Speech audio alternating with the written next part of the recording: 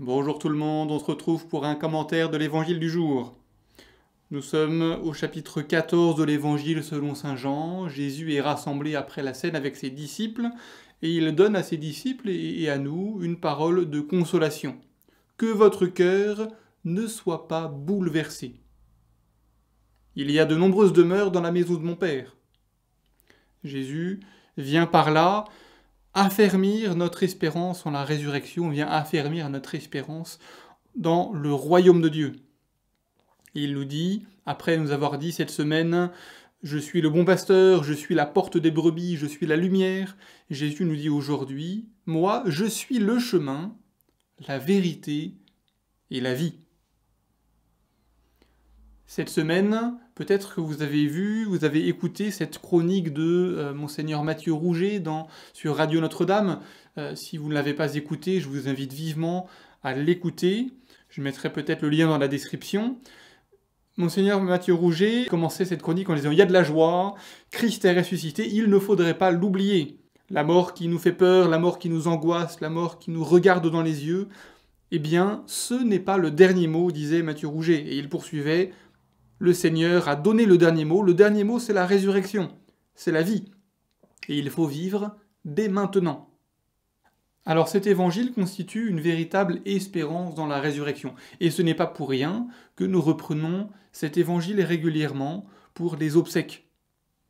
C'est une belle source d'espérance que d'entendre Jésus nous dire « Je pars, vous préparez une place ». Et si Jésus nous le dit, eh bien nous pouvons lui faire entièrement confiance. À travers cet évangile, nous comprenons une chose essentielle. Si Dieu est amour, si Dieu nous a créés par amour, et si nous sommes à l'image et à la ressemblance de Dieu, nous sommes faits pour vivre cet amour. Et cet amour s'accomplit et se révèle d'une manière unique et particulière dans le mystère pascal, à la croix et à la résurrection. Et Jésus nous a promis cela en plénitude dans son royaume. Mais cela se vit dès aujourd'hui, dès à présent. Aussi, cette espérance que nous partageons dans la résurrection constitue un véritable chemin, sachant que la mort n'a pas le dernier mot, la mort n'est pas la fin de tout, mais justement, il y a cette promesse de cette rencontre avec Dieu et avec ceux qui sont déjà au ciel, avec le Christ et avec tous les saints. Et cette espérance constitue comme un terme, comme un objectif, comme une direction. Et cela change tout, parce que sans cette espérance, nous vacillons. Sans cette espérance, notre foi vacille. Sans cette espérance, notre joie se ternit. Sans cette espérance, sans ce chemin, sans cet objectif, sans ce terme, eh bien, nous sommes comme ébranlés en nous disant « Mais où aller? Quel est le bon chemin ?» Et l'angoisse du monde nous rejoint.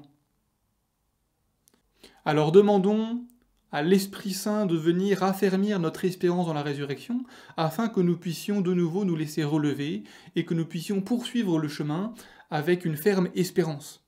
Certes, à certains moments, le pèlerinage est difficile. Certes, à certains moments, nous pouvons vaciller, nous pouvons nous laisser rejoindre par cette angoisse, mais que le Seigneur vienne au secours de notre manque de foi, que le Seigneur vienne au secours de notre faiblesse et qu'il nous envoie abondamment son Esprit Saint afin que nous puissions nous laisser embraser par l'Esprit Saint et que nous puissions poursuivre le chemin et venir affermir l'espérance de ceux qui nous entourent.